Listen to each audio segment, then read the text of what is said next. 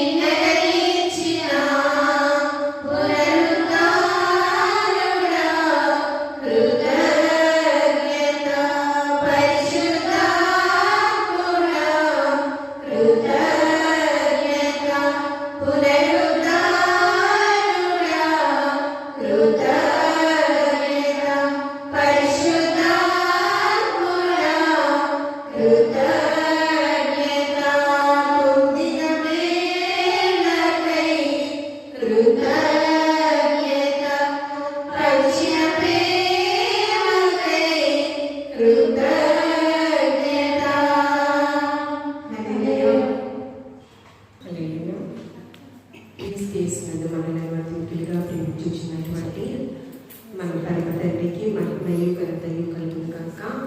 ఆమేన్. గత వారమంతా దేవుడు సజీవులో ఉంచి ఆయన సన్నిధానంలో నిలిచేటటువంటి గొప్ప భాగ్యము, ఆయన సజీవమైన వాక్కులు ధ్యానం చేసేటటువంటి గొప్ప స్థితిని మనకు దయచేసి ఉన్నాడు. ఎందరికో ఎటువంటి గొప్ప భాగ్యం మనందరికీ కూడా దయచేసి ఉన్నాడు. ఇట్టి స్థితిని బట్టి దేవాతి దేవునికి సకల మహిమ ఘనత ప్రభావములు యుగ యుగములు కలుగును గాక. ఆమేన్. మనకి వచ్చే ఆగస్టు మాసంలో యునైటెడ్ చర్చ్లో నెహెమ్యా గ్రంథం నుంచి క్విజ్.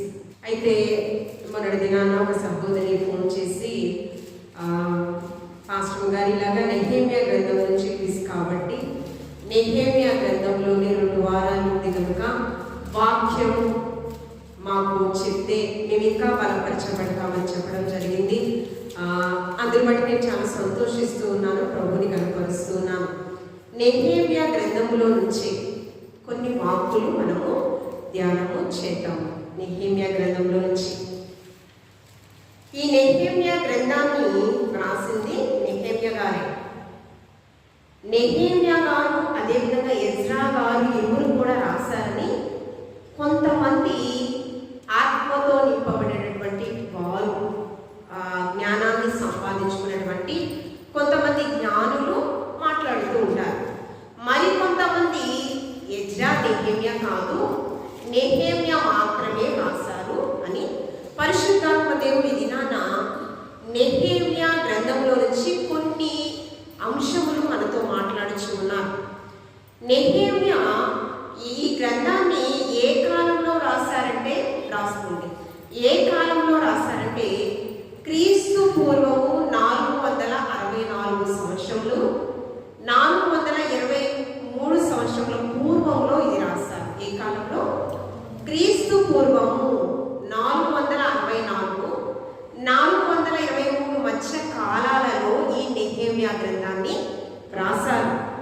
నెహెమ్యా గ్రంథాన్ని రాసిన రచయిత నెహెమ్యా గారి. కొంతమంది ఆత్మీయ పండితులు ఎజ్రా కూడా రాశారు అని, అంటే ఈ ఇరువురు పేర్లు కూడా మనం సంబోధించాలి, కానీ ప్రత్యేకంగా రాసినటువంటి వ్యక్తి మాత్రము నెహెమ్యా గారే. అయితే పరిశుద్ధ గ్రంథంలో 66 పుస్తకాలు. ఎన్ని సమ్మేళనము? 66 గ్రంథాలు కదా. కానీ ఈ నెహెమ్యా గ్రంథము 16వ పుస్తకము. రాసుకోవాలి, నెహెమ్యా గ్రంథము 16వ పుస్తకము. ఈ గ్రంథములో ఎన్ని వచనాలు ఉన్నాయంటే రమారమి 405 వచనాలు ఈ గ్రంథంలో రాయబడి ఉన్నాయి. ఎన్ని వచనాలు? 405 వచనాలు ఈ గ్రంథంలో రాయబడి ఉన్నాయి.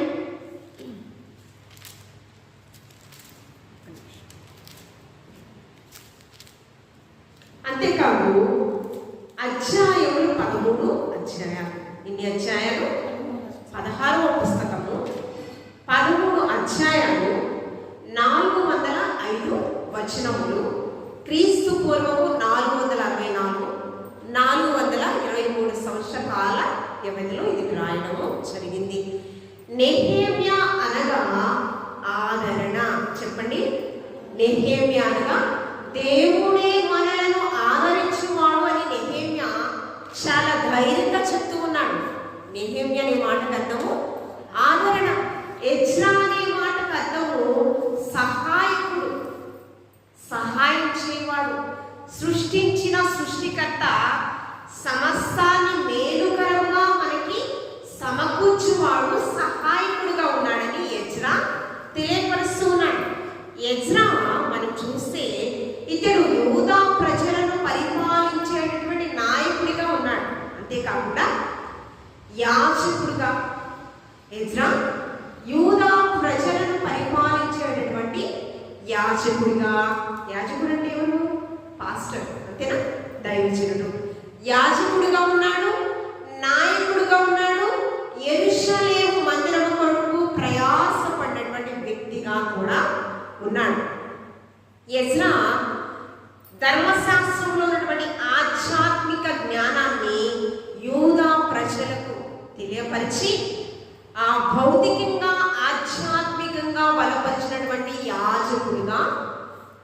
ఎజ్రా కనిపిస్తూ ఉన్నాడు. నెహెమ్యా యెరూషలేము మందిరంలో, యెరూషలేము పట్టణంలో యూదా ప్రజలను ఆధ్యాత్మికంగా నడిపించాడో, ఆ యెరూషలేము మందిరము పునర్నిర్మాణం కొరకు ప్రయాసపడినటువంటి యెరూషలేము మందిరాన్ని మరలా నిర్మించుటకు ఒక పాలకుడుగా నెహెమ్యా కనిపిస్తున్నాడు. కూలిపోయిన మందిరాన్ని మరలా పునర్నిర్మించడానికి ఒక పాలకుడుగా ఎవరు కనిపిస్తూ ఉన్నాడు? నెహెమ్యా. ఎజ్రా యాజకుడిగా, నాయకుడిగా, భౌతికంగా ఆధ్యాత్మికంగా నడిపించేటటువంటి వ్యక్తిగా ఈయన కనిపిస్తూ ఉన్నాడు. ఆ దినాలలో బబులోనీల దాసత్వంలో ఈ యొక్క యూదా ప్రజలు ఉన్నారు. బబులోనీల చెరలో నుంచి మొట్టమొదటిగా ఆ యెరూషలేము ప్రజలను, యెరూషలేములో ఉన్నటువంటి యూదా ప్రజలను యెరూషలేము పట్టణానికి నడిపించడానికి మొట్టమొదటిగా ప్రయాసపడినటువంటి వ్యక్తి జెరుబ్బాబెలు. ఎవరండి? బాబులేనుల పరిపాలన నుంచి, దాసత్వంలో నుంచి యూదా ప్రజలను యెరూషలేము పట్టణానికి క్షేమకరంగా నడిపించినటువంటి వ్యక్తి ఎవరు? మొట్టమొదటిగా జెరుబ్బాబెలు. రెండవదిగా జెరుబ్బాబెలు తర్వాత 80 సంవత్సరాల తరువాత, ఎన్ని సంవత్సరాల తర్వాత? 80 సంవత్సరాల తర్వాత మరికొందరిని చెరలో నుంచి యెరూషలేము పట్టణంలోనికి యూదా ప్రజలను నడిపించినటువంటి వ్యక్తి ఎజ్రా. ఎవరు? ఎజ్రా రెండో వ్యక్తి. మూడవ వ్యక్తి 13 సంవత్సరాల తరువాత, ఎన్ని సంవత్సరాలు? ఎజ్రా తరువాత 13 సంవత్సరాల తరువాత యూదా ప్రజలను క్షేమము కొరకు మందిరము కూలిపోయింది. కోట గుమ్మములను అగ్ని చేత కాల్చివేయబడ్డాయి. ప్రాకారము, యెరూషలేము ప్రాకారము కూలిపోయింది. కోట గుమ్మములు అగ్ని చేత కాల్చివేయబడ్డాయి. మందిరమే కాదు, ఆ ప్రజలను సంరక్షించుటకు మరలా మందిరము పునర్నిర్మాణం కొరకు ప్రయాసపడిన మూడవ వ్యక్తిగా ఎవరు కనిపిస్తూ ఉన్నారు? నెహెమ్యా.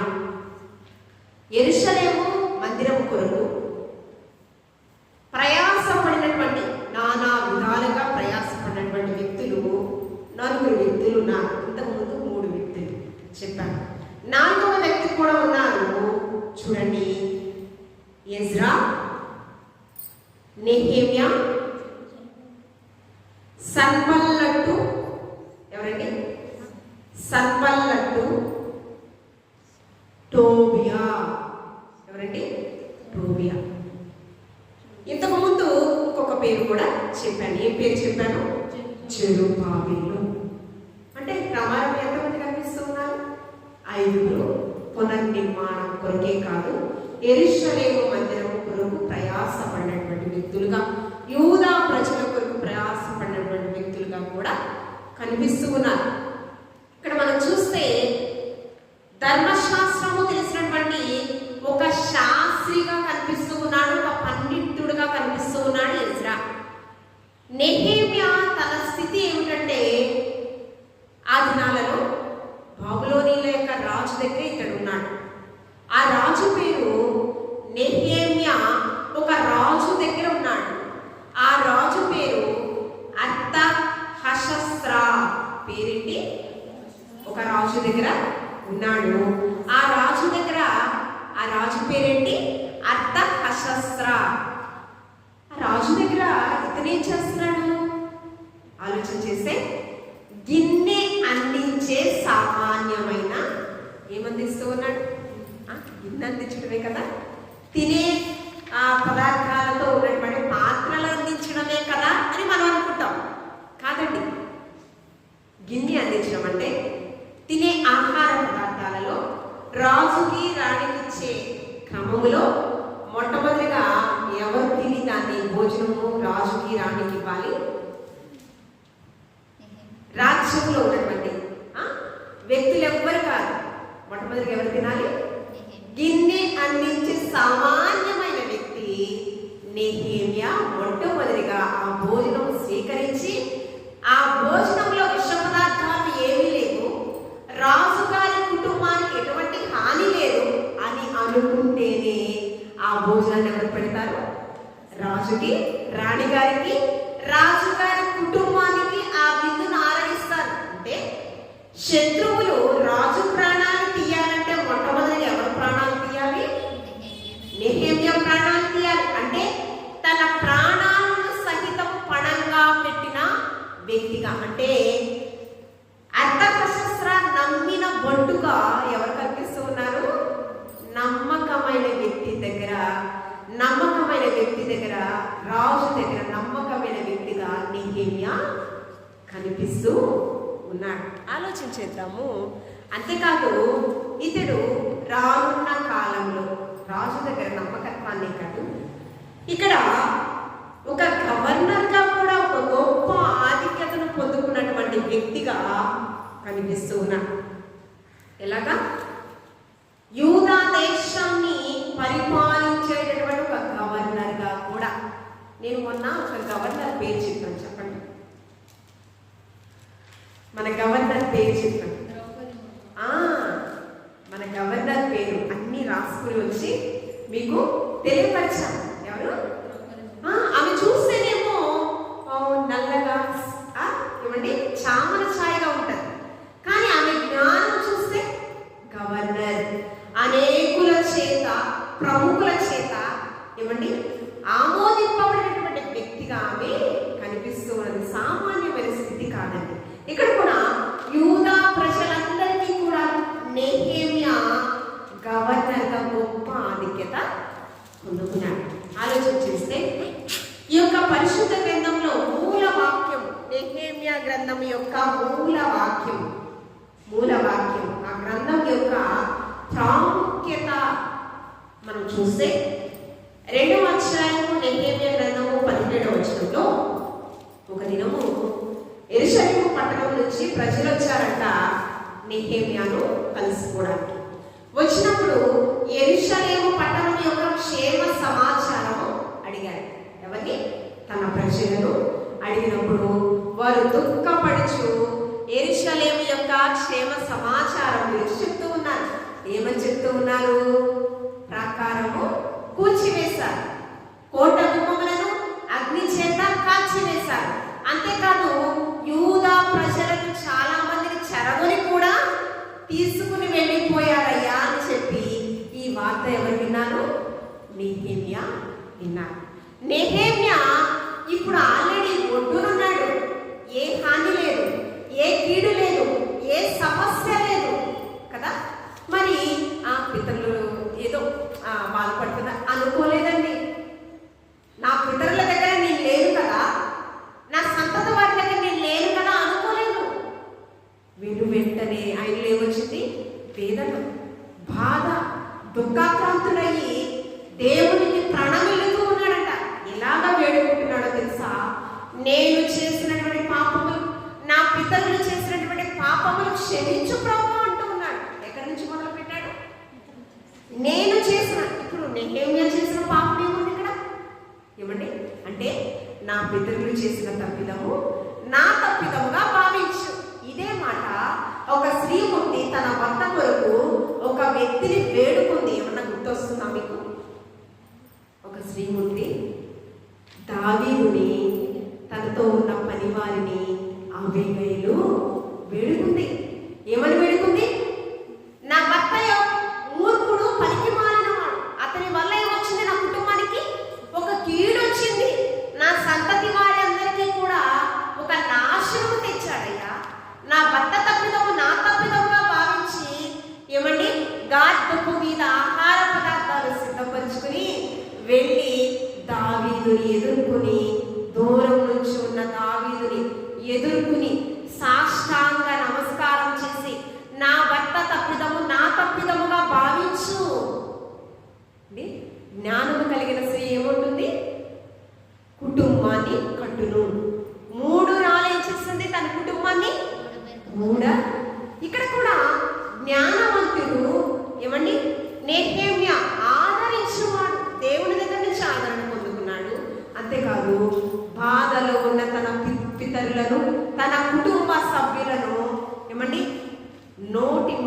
చేత ఆదరించడమే కాదు, క్రియలలో కూడా ఆయన ఆదరణ సలుపుతూ ఉన్నాడు. నా పితరులు చేసినటువంటి పాపాలు క్షమించు ప్రభువా అని వేడుకుంటూ ఉన్నాడు. చదవబడినటువంటి మూల వాక్యంలో మనం చూస్తే 2వ అధ్యాయము 17వ వచనం చదవమా.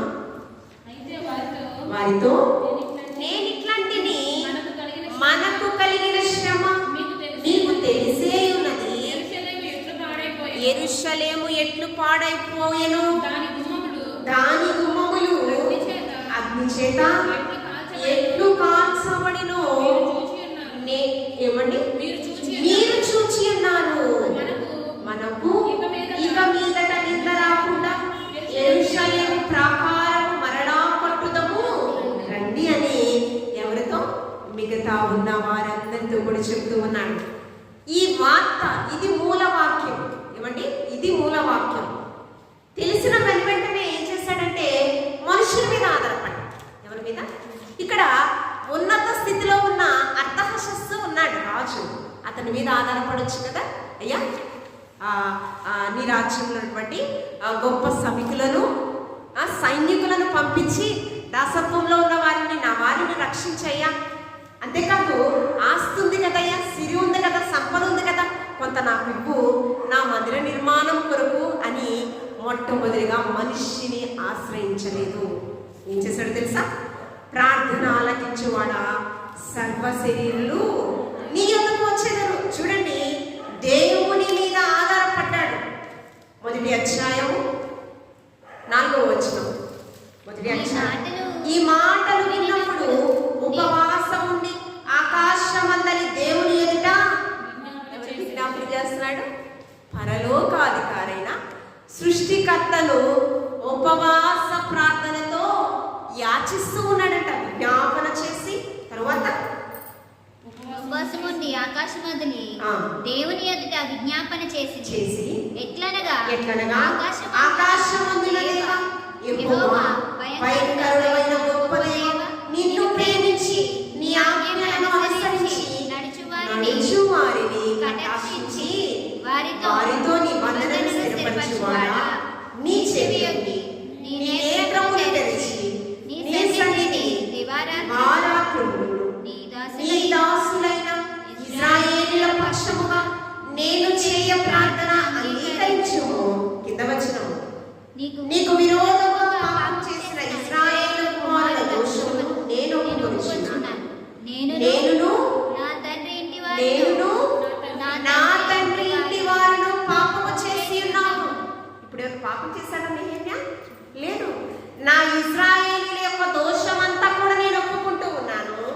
యెరూషలేము పట్టణ వాసుల యొక్క దోషమంతా నేను ఒప్పుకుంటూ ఉన్నాను.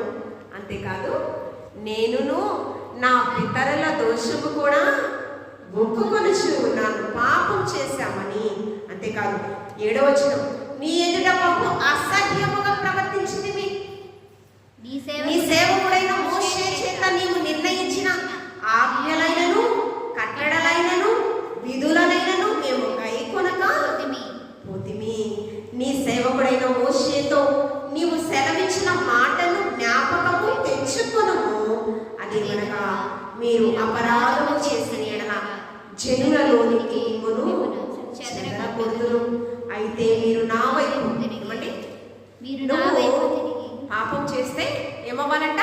పశ్చాత్తాపడితే, మరలా నా వైపు నువ్వు తిరిగితే, నా వైపు నీవు తిరిగినట్లయితే, మీరు నా వైపు తిరిగి మరలా పశ్చాత్తాపడి నా ఆజ్ఞలను అనుసరించి నడిచిన ఎడల బూదిగంతముల వరకు మీరు తోలివేయబడినను అక్కడ నుండి సహా మిమ్మల్ని గురించి నా నామము ఉంచుటకు నేను ఏర్పరచుకున్న స్థలములకు మిమ్మును ఏమండి శత్రువు యొక్క దాసత్వం నుంచి ఏమండి మరలా ఇశ్రాయేలు ప్రజలను రాజు శత్రువు అయినటువంటి ఫరో దాసత్వం నుంచి కానాను దేశానికి ఎలా నడిపించాడో, ఇక్కడ కూడా యెరూషలేము పట్టణము దేవుని మహిమతో నింపబడిన పట్టణం.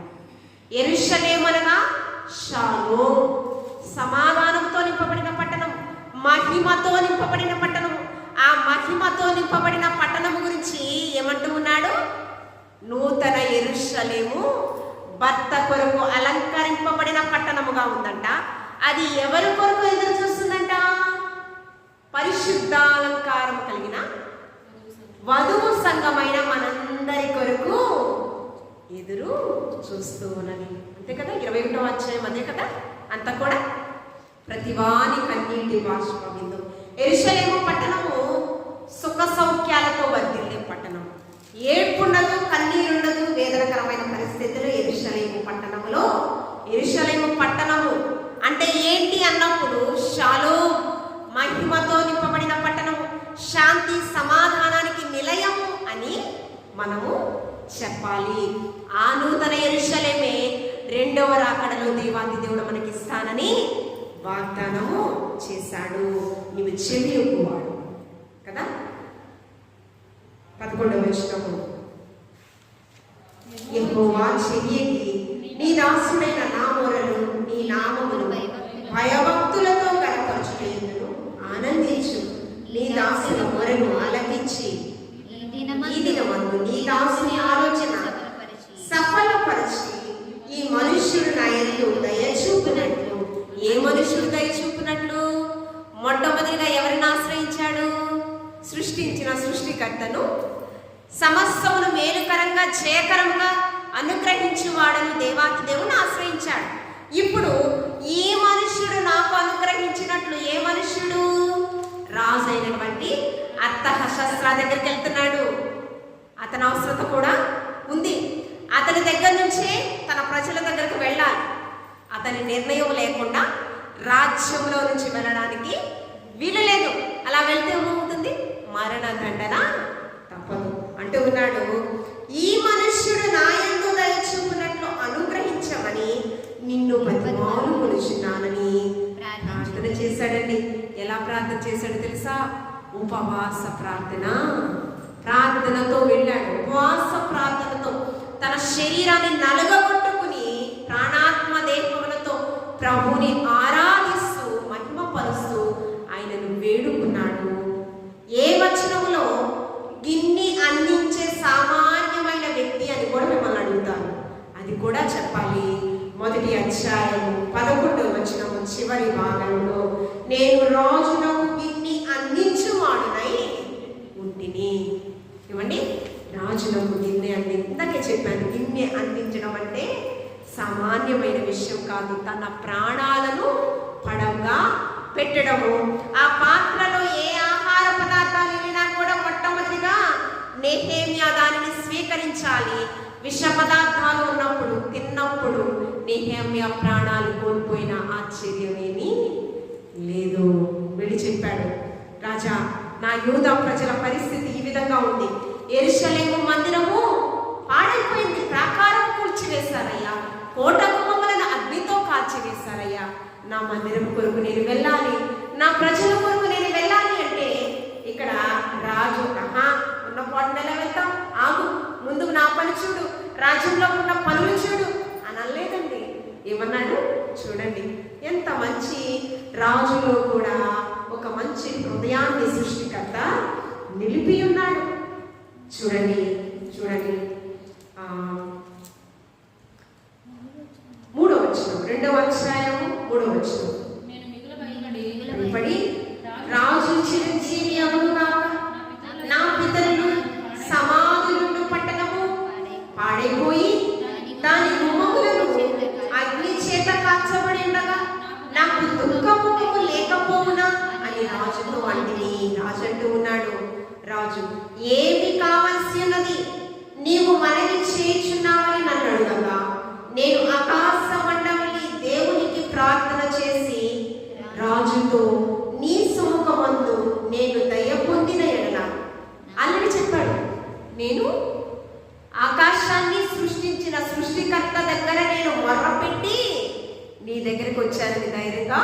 మొదటి ప్రాముఖ్యత నేను ఆయనకే ఇచ్చాను, రెండవ ప్రాధాన్యత నీ దగ్గరికి, నీకు దగ్గరికి నేను భయపడుతూ నేను వచ్చాను. అలా చెప్తారు ఎవరైనా అంటే సకల మహిమ ఘనత ప్రభావాలు ఆ ఏక దేవునికి ఆరోపిస్తూ ఉన్నాడు. ఏమంటూ ఉన్నాడు, నీ సుముఖమునందు నేను దయ పొందిన ఎడల నా పితరుల సమాధులను పట్టణమును కట్టునట్లుగా నన్ను యూదా దేశములకు పంపుడని వేడుకొనుచున్నానని నేను మనవి చేసి తిని. అందుకు రాజే కాదండి, రాణి కూడా ఏమంటూ ఉన్నారు? రాజు రాణి తన యొద్ద కూర్చుని ఉండగా నీ ప్రయాణము ఏమంటూ ఉన్నాడు? రాజు రాణి ఎవరి దగ్గర కూర్చున్నారంట? నెహెమ్యా విజ్ఞాపన వినుటకు కూర్చున్నారంట. ఒకళ్ళు ఇంటే చాలా అంటే నెహెమ్యాకు అంత ప్రాముఖ్యత ఇచ్చారు. నమ్మకమైన వ్యక్తిగా ఇతడు ఉన్నాడు. రాజు రాణి ఇంత కూర్చొని ఉండగా నీ ప్రయాణం ఎన్ని దినములు పట్టును? నీవు ఎప్పుడు తిరిగి వచ్చేదామని అడిగాను. నేను ఇంతకాలం అని చెప్పినప్పుడు రాజు నన్ను పంపుటకు చిత్తము గలవాడని చెప్పాడు. చెప్పి వెళ్ళేటప్పుడు మరలా అడుగుతూ ఉన్నాను, అయ్యా కోట గుమ్మములను మరలా నిర్మించాలి కదా, ప్రాకారాన్ని మరలా కట్టాలి కదా, నాకు దానికి ఏమి కావాలి? చూడండి 5వ వచనము. పట్టణ ప్రాకారమునకును మందిరముతో సంబంధించిన కోట గుమ్మములకును నేను ప్రవేశింపబోయేటికి ఏం కావాలి? దూలములు రాణులు ఇచ్చినట్లుగా రాజుగారి అడవులను కాయి ఆసాపులకు ఒక తాకీదు అడిగింది. రాణులు దూలములు కొంత కావలసినటువంటి ఆ మందిర నిర్మాణం కొరకు వేడుకున్న వ్యక్తిగా కనిపిస్తూ ఉన్నాడు. 9వ వచనం. వచ్చి వారికి రాజు యొక్క తాకీదులను అప్పగించిందని రాజు నాతో కూడా సేనాధిపతులను గుర్రపు రౌతులను ఒంటరిగా పంపించలేదండి.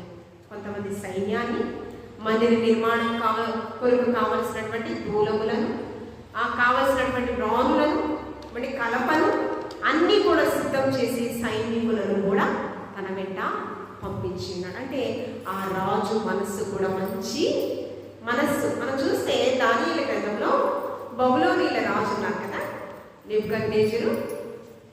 తర్వాత నెబుకద్నెజరు కుమారుడు అహష్వేరోషు. నెబుకద్నెజరు కుమారుడు పేరేంటమ్మా? అతడే కదా దేవుని యొక్క మందిర పాత్రలను పాడు చేస్తాడు. ద్రాక్షారసము వేసుకుని విందును ఆరగించి 1000 మందిని ఏర్పాటు చేసి అతను ఎలా చేశాడంట? ఆకాశముకు భూమికి ఒక ఉద్యానవనాన్ని నిర్మించాడంట.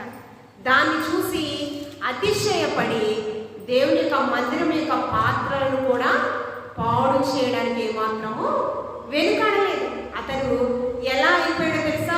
పశుప్రాయుడుగా అయిపోయాడంట తన స్థితి. అంటే అలాంటి వ్యక్తులుగా లేడు. ఒక వ్యక్తి ఏమో 40 దినాలు నన్నే ఆరాధన చేయాలి దర్యావేషు పరిపాలనలో, అంతేకాదు నెబుకద్నెజరు పరిపాలనలో. ఒక వ్యక్తి ఏమో 40 దినాలు నన్నే విజ్ఞాపన చేయాలి, మరి ఏ దేవునికి విజ్ఞాపన చేయకూడదు అన్నప్పుడు దానియేలు ముమ్మారు పరమతండ్రికి విజ్ఞాపన చేయకుండా అతను ఉండలేడు. దానియేలు ఎక్కడేశారు? సింహాల బోన్లో వేశారు. దర్యావేషు పరిపాలనలో దర్యావేషు బంగారు ప్రతిమను తయారు చేసి దానికి నమస్కరించమన్నారు. కానీ దానియేలు యొక్క 3 స్నేహితులు షడ్రక్ మేషక్ అబేద్నెగోను కూడా ముగ్గురు కూడా నమస్కరించలేదు ఆ ప్రతిమకు. దానికి ఏం చేశారు? అగ్నిగుండంలో పడవేసిన పరిస్థితి అక్కడ కనిపిస్తుంది. మరి ఇక్కడ ఆ యొక్క రాజుల యొక్క మనసులు ఎలా ఉన్నాయి? కఠినంగా ఉన్నాయి. ఏమంటే మనుషులు చంపడానికి మాత్రము వెనుక. కానీ ఇక్కడ మాత్రము అర్థహశస్త రాజు మాత్రం చాలా భయభక్తులు కలిగి మనుషులను ప్రేమించేటటువంటి విలువలు కలిగినటువంటి వ్యక్తిగా ఈ వ్యక్తి రాజు రాణి ఇరువురు కూడా కనిపిస్తూ ఉన్నారు. ఇది అయిన తర్వాత ఇందాక మూల వాక్యం చెప్పండి, 2వ అధ్యాయము మూల 17వ వచనం. వెళ్ళాడు, యూదా ప్రజల దగ్గరికి వెళ్ళాడు. మనకు వచ్చిన శ్రమ చాలా కష్టం కదా. పరమతండ్రి దగ్గర నుంచి నేను వేడుకుంటూ ఉన్నాను, ప్రార్థనాపూర్వకంగా మనం ఏం చేయాలి? మరలా దేవుని మీద ఆధారపడి మనం ఏం చేయాలి? కోట గుమ్మములను ప్రాకారాన్ని మరలా మనం నిర్మించాలి, పూనుకుందుము రండి అని వారికి ఏం చేశారు? సెలవిచ్చారు. చెప్పినప్పుడు చాలా మంది కూడా మందిర నిర్మాణం కొరకు నెహెమ్యాతో పాటు సహకరించారు. సహకరించిన వారు ఉన్నారు, సహకరించినటువంటి వారు కూడా ఉన్నారు. ఆ పేర్లు మనం చూస్తే మరలా ఎన్ని దినాలలో మందిర నిర్మాణము పూర్తిగా ఉంచాలంటే పునర్నిర్మాణము 52 దినాలలో రాసుకోండి. 52 దినాలలో మరలా మందిర నిర్మాణము పునర్నిర్మాణము చేయడము జరిగింది. ఇక్కడ చూస్తే చూడండి, పరిశుద్ధ గ్రంథంలో ఎంతమంది ఆయనకి ఈ మందిరం కొరకు నిర్మాణం కొరకు మరలా నెహెమ్యాతో పాటు ప్రయాసపడేటువంటి వ్యక్తులుగా ఉన్నారంటే వారిలో పురుషులే కాదండి, స్త్రీలందరూ కూడా ఉన్నారు. ఈ 3వ అధ్యాయం అంతా కూడా ఎవరైతే ఆయనతో పాటు ప్రయాసపడ్డారో ఆ పేర్లు వ్రాయడము జరిగింది. వారిలో కొందరు పేర్లు మనం చూద్దాం. చూడండి 3వ అధ్యాయము 12వ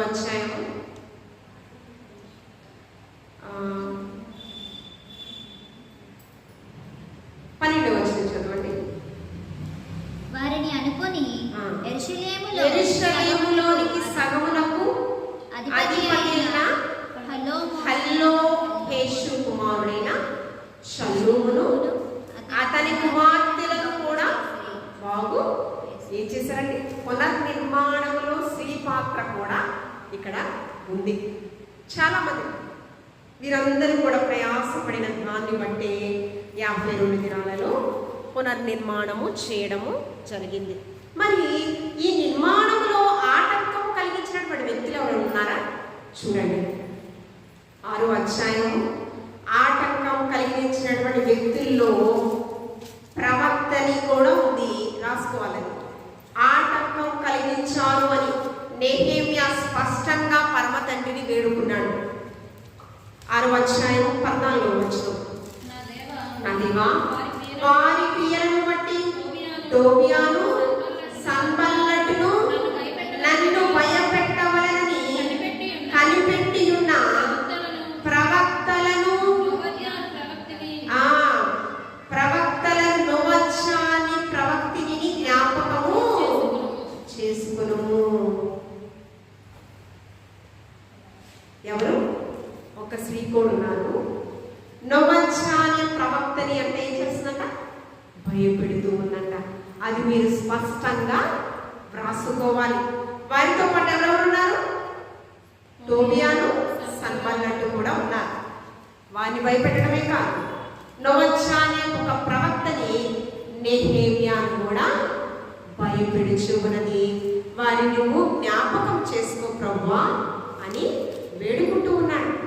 అయితే ఈ మందిర నిర్మాణము ఎప్పుడంటే 7 మాసము. ఎన్నో మాసము? 52 దినాలు అన్నాను కదా. చూడండి, నెహెమ్యా గ్రంథము 6వ అధ్యాయము 15-16వ వచనాలు. నెహెమ్యా గ్రంథము 7 మాసం అంటే యూదుల యొక్క క్యాలెండర్. 7 మాసం అంటే ఏ క్యాలెండరు? యూదుల యొక్క క్యాలెండర్ ప్రకారము అది ఎప్పుడంటే 6వ నెల. ఎన్నో నెల రాసుకోవాలని. 7 మాసం అంటే ఏ క్యాలెండర్? యూదుల క్యాలెండర్. ఓకేనా? 6వ నెల ఆగస్ట్ సెప్టెంబర్ కాల వ్యవధిలో, ఆగస్ట్ సెప్టెంబర్ 6వ నెల అని రాసుకోండి. ఆగస్ట్ సెప్టెంబర్ ఈ కాల వ్యవధిలో 25వ దినమందు 52 దినాలలో యొక్క మందిరము పునర్నిర్మాణము జరిగింది. ఏ మాసము? 7 మాసం 6వ నెల. కొంతమంది ఆగస్టు సెప్టెంబర్ 2 మాసాలలో జరిగిందని అంటారు. ఓకేనా? దీన్ని 7 మాసాన్ని ఏ మాసంగా చూస్తారంటే ఇది పవిత్ర మాసంగా చూస్తారు. ఏ మాసంగా చూస్తారు? పవిత్ర మాసంగా చూస్తారు. ఇది పశ్చాత్తాపంతో కూడినటువంటి ప్రార్థన చేసిన తరువాత ఒక మందిరము నిర్మించడం జరిగిందని ఒక పవిత్ర మాసంగా దీన్ని చూస్తారు. అంతేకాకుండా 9వ నెలలో మనం చూస్తే 9వ అధ్యాయంలో మందిర నిర్మాణం జరిగిన తర్వాత 9వ అధ్యాయంలో 9వ అధ్యాయం యెరూషలేము ప్రాకారం కట్టబడిన తర్వాత పశ్చాత్తాపంతో వారు పాపములను ఒప్పుకొని దేవునితో వారు ఒక నిబంధన చేసుకున్నారంట, ఒక తీర్మానం చేసుకున్నారంట. వారిని వారు యూదా ప్రజలు పరమ తండ్రికి ప్రతిష్ఠించుకున్నారంట, ఒక తీర్మానంతో, ఒక ఒడంబడికతో. 9వ అధ్యాయంలో దీనిలో మనం చూస్తే 9వ అధ్యాయంలో చాలా విషయాలు కనిపిస్తూ ఉంటాయి. 3వ వచనం నుంచి మరియు వారు వారు ఒక జాము సేపు తామున్న చోటనే నిలవబడి తమ దేవుడైన యెహోవా ధర్మశాస్త్ర గ్రంథమును చదువుచూ వచ్చిరి. ఒక జాము సేపు తమ తమ పాపములను ఒప్పుకొనుచు రాయాలది. ఒక జాము సేపు తమ పాపములను ఒప్పుకొనుచు ఏమి చూశారంట? యెహోవా ధర్మశాస్త్ర గ్రంథమును చదువుచు ఒక జాము సేపు తమ పాపములను ఒప్పుకొనుచు దేవుడైన యెహోవాకు ఏం చేశారు? నమస్కారం చేయుచు వచ్చింది. అంతేకాదు, లేవీయులలో యెషూవ, బాని, కద్మీయేలు, షెబన్య, బున్ని, షెరెబ్య, బాని, కెనాని అనువారు మెట్ల మీద నిలవబడి ఏలుగెత్తి తమ దేవుడైన యెహోవాకు మొర్రపెట్టిరి. యెహోవాకు మొరపెట్టిన వారు ప్రత్యేకమైన వ్యక్తులు ఎవరు అనేది మనం చూస్తే, మందిర నిర్మాణం తరువాత ఆ పేర్లన్నీ కూడా మీరు రాసుకోవాలి. ఆ పేర్లన్నీ కూడా, ఇప్పుడు చదివిన పేర్లన్నీ కూడా 4వ వచనంలో ఉన్న పేర్లన్నీ మీరు రాసుకోవాలి.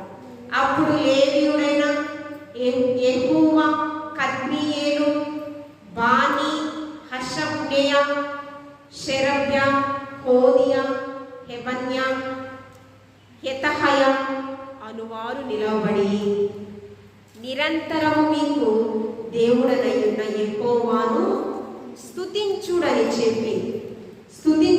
చెప్పిన వారి పేర్లు కూడా రాసుకోవాలి. మొర్రపెట్టిన వారి పేర్లు, అంతేకాకుండా మీరు స్తుతించండి అని చెప్పిన వారి పేర్లు కూడా విడివిడిగా మీరు రాసుకోవాలి. సకలాశీర్వచన స్తోత్రములకు మించిన నీ ఘనమైన నామమును స్తుతింపబడుగాక. ఏం చెప్తూ ఉన్నారంట వారు? ఆ లేవీయులు సకలాశీర్వచన స్తోత్రములకు మించిన నీ ఘనమైన నామమునకు స్తుతింపబడుగాక, స్తుతించండి అన్న వ్యక్తుల పేరు. అంతేకాకుండా ఏమండి, యెహోవాకు మొర్ర పెట్టండి అన్న వ్యక్తుల పేరు మీరు ప్రత్యేకంగా రాసుకోవాలి. ఈ రీతిగా మనం చూస్తే ఈ అధ్యాయంలో మొదటి భాగం కొన్ని విషయాలు మనం చూసాము. మిగతా విషయాలు వచ్చే గురువారం మనము శ్రీరామారాధనలో మనము ధ్యానం చేస్తాం. చాలా విషయాలు తెలుసుకున్నాము. ఈ తెలుసుకున్న విషయాలన్నీ కూడా మీరు రాసుకోవాలి, గుర్తుపెట్టుకోవాలి, ఇంటికి వెళ్ళి ధ్యానం చేసుకోవాలి. మరలా మీరు ఎన్ని అధ్యాయాలు? 13 అధ్యాయాలు మాత్రమే ఉన్నాయి. మీరు కూడా చదివి వాటిని అర్థం చేసుకుని మన హృదయంలో ఖచ్చితంగా ధ్యానించుకుంటే మనం ఎప్పటికీ కూడా మర్చిపోయాం. మనం ఎక్కడ రాసుకోవాలంట? హృదయం అనే పలక మీద మనము రాసుకుంటే దాన్ని ఎవరు కూడా తీయలేరు. హృదయానుసారులైనటువంటి ఏమండి మనుషులు పైరూపాన్ని లక్ష్య పెడతారు కదా, అని దేవాది దేవుడు ఏం చేస్తాడు? హృదయాంతరకములను పరిశోధించే దేవాది దేవుడు ఏమండి మన హృదయంలో ఆయన స్థిర నివాసం చేయాలని ఆశపడుతూ ఉన్నాడు. నిజమే, పితరుల కాలంలో ఆ మందిరము ఒక మహిమతో నింపబడిన పట్టణము కనుక యెరూషలేము మందిరం కొరకు వారు ప్రయాసపడి పరిస్థితి. కానీ నీవే దేవునికి ఒక గృహముగా ఉండాలని, నీ హృదయము దేవునికి ఆలయమై ఉన్నదని మీరు ఎరుగరా అంటూ ఉన్నాడు. ఏమండి ఆలోచన చేద్దాము. మన హృదయంలో ఆయనకి చోటు ఉందా లేదా? మన హృదయంలో ఆయన నివసించాలి అంటే మనలో ఏముండకూడదు? దుర్నీతి ఉండకూడదు. ఆయనకి అసహ్యింపబడే స్థితి ఏది కూడా మనలో ఉండడానికి వీలు లేదు. అది ఉండకుండా ఉండాలి అంటే మనం ఏం చేయాలంటే ప్రతిదినము దేవునితో సహవాసం చేయాలి. ప్రార్థనా జీవితము ఏమండి దేవునితో అంటుకట్టబడిన స్థితి మనకుంటే ఏ అపవాది, ఏ శోధకుడు ఎలా మనల్ని శోధించిన వాటిని జయించే శక్తి నెహెమ్యాకి ఇచ్చిన దేవుడు, ఎజ్రాకి ఇచ్చిన దేవుడు, అదేవిధంగా యూదా ప్రజలకు ఇచ్చిన దేవుడు, అదేవిధంగా మనకి కూడా నేడు దయచేయటకు ఆయన సిద్ధంగా ఉన్నాడు. అట్టి కృపను మనం అందరం కూడా పొందుకుని మన హృదయంలో దేవాది దేవునికి చోటిస్తూ దేవాది దేవుని యొక్క నిత్య కృపను మనం పొందుకునేటటువంటి స్థితిని మనము కలిగి ఉన్నాము. దేవాది దేవుడు ఈ మాటలు మనందరి వినికిలో బహుగా ఫలింపచేయుగాక. ఆమేన్. పరిశుద్ధానికి వందనాలు, ప్రేమావేయడానికి వందనాలు ప్రభువా. విడువక ఎడబాయకు కృప చూపుచున్న దేవానికి వందనాలు ప్రభువా. ఎందరికో లేనటువంటి గొప్ప స్థితిని మాకు ఇచ్చావు. సుందరవంతమైన మందిరాన్ని మాకు ఇచ్చావు ప్రభువా. ఈ మందిరంలో చక్కగా నిన్ను గణపరిచేటటువంటి స్థితిని మాకు దయచేశావు. ఎందరో ఈ సమయంలో దుర్వినియోగపరుచుకుంటున్నారేమో దయతో మన్నించండి. వారికి మరొక అవకాశం మీరు దయచేయండి. సమయంలో సద్వినియోగపరచుకొని మీ సన్నిధానంలో నిలబడినటువంటి నీ ప్రియబిడ్డలు మీరు జ్ఞాపకం చేసుకోండి. ఆత్మీయ జ్ఞానం, ఆత్మీయ నడిపింపు నీ ప్రియబిడ్డలకు దయచేయండి ప్రభువా. యెహోవా ఇల్లు కట్టించని ఎడల కట్టువాని ప్రయాస వ్యర్థము, సమస్తమును కట్టువాడు నీవు ప్రభువా. నీకు వేలాది వందనాలు. మా కుటుంబాన్ని కట్టువాడవు నీవు, సంగమనను కాయవాడవు నీవు ప్రభువా. నీకు వందనాలు. మాకిచ్చిన రక్షణ క్షేమము అనేక మందికి దయచేయండి. ఈ గాస్పల్ చర్చ్ మినిస్ట్రీస్లో ఎంతమంది నీ ప్రియబిడ్డలు ఉన్నారు, అందరిని మీరు దీవించండి, కాచి కాపాడి సంరక్షించండి ప్రభువా. విడువక ఎడబాయకు కృప చూపుచున్నావు ప్రభువా. నీ కృపను నిరర్థకము చేసుకోకుండా ప్రభువా నీకు వందనాలు ప్రభువా. సమయమును సద్వినియోగపరుచుకుని ప్రాణాత్మ దేహములతో నిన్ను మహిమపరుస్తూ ప్రభువా నీకు వందనాలు. నీవిచ్చేటటువంటి ఆశీర్వాదాలకు పొందుకునేటటువంటి స్థితిని గాస్పల్ చర్చ్ మినిస్ట్రీస్లో ఉన్న ప్రతి ఒక్కరికి మీరు దయచేయమని, అనారోగ్య పరిస్థితుల్లో ఉన్న వారిని దర్శించండి, ఆరోగ్యము దయచేయండి, శరీరాల్లో సత్తువును దయచేయండి, దీర్ఘాయువును దయచేయండి, బిడ్డలను దీవించండి ప్రభువా. వారికి కలిగిన సమస్తాన్ని దీవించండి ప్రభువా నీకు వందనాలు. పరిశుద్ధుడా, నిజముగా మనం పెట్టు వారికి అతి సమీపంగా నువ్వు ఉంటామని వాగ్దానం ఇచ్చావు. అడుగు వాటికంటే ఊహించు వాటికంటే అత్యధికమైన ఆశీర్వాదాలు ఇస్తానని వాగ్దానం ఇచ్చావు ప్రభువా. ఇక్కడున్న ప్రతి ఒక్కరిని మీరు దీవించండి, ఆశీర్వదింపచేయండి, వారి హృదయవాంఛలను నెరవేర్చమని, నీ రాకడలో మేమందరం కూడా ప్రభువా సిద్ధపాటు కలిగిన జీవితం, మెలకువ కలిగిన జీవితాలు మా అందరికీ దయచేయమని క్రీస్తు పరిశుద్ధ నామములో అడిగి వేడుకొని ప్రార్థించుచున్నాము తండ్రి. ఆమేన్. పరలోకమందున మా తండ్రి, నీ నామము పరిశుద్ధపరచబడుగాక, నీ రాజ్యం మాకు వచ్చునుగాక, నీ చిత్తం పరలోకమందు నెరవేర్చినట్లు భూమి యందును నెరవేరుగాక. మాకు కావలసిన ఆహారం నేను మాకు దయచేయండి. మా రుణస్తులు మేము క్షమించిన ప్రకారం మా రుణములు క్షమించు, మమ్మల్ని శోధనకి తాకిడి నుంచి తప్పించు. ఎందుకంటే రాజ్యము, బలము, మహిమ నిరంతరము నీవైనావు తండ్రి. ఆమేన్. తండ్రి, కుమార పరిశుద్ధాత్మ త్రికలను ఎన్నో దివ్యలు ఇప్పుడు ఎల్లప్పుడూ సదాకాలము ఇక్కడ ఉన్న ప్రతి ఒక్కరికి వారి వారి కుటుంబాలు సకల పరిశుద్ధులపై సదాకాలం నిలిచి తోడేందును కాక. ఆమేన్. యేసు రక్తం వేయించిన, శిలువ రక్తం వేయించిన ప్రభు యేసు నామములో మనందరికీ కూడా సంపూర్ణమైన విజయము, క్షేమము, నెమ్మది, సమాధానము కలుగును గాక. ఆమేన్. అందరి హృదయంతో వందనాలు. గౌరీ వచ్చి ప్రార్థన చేయాలి.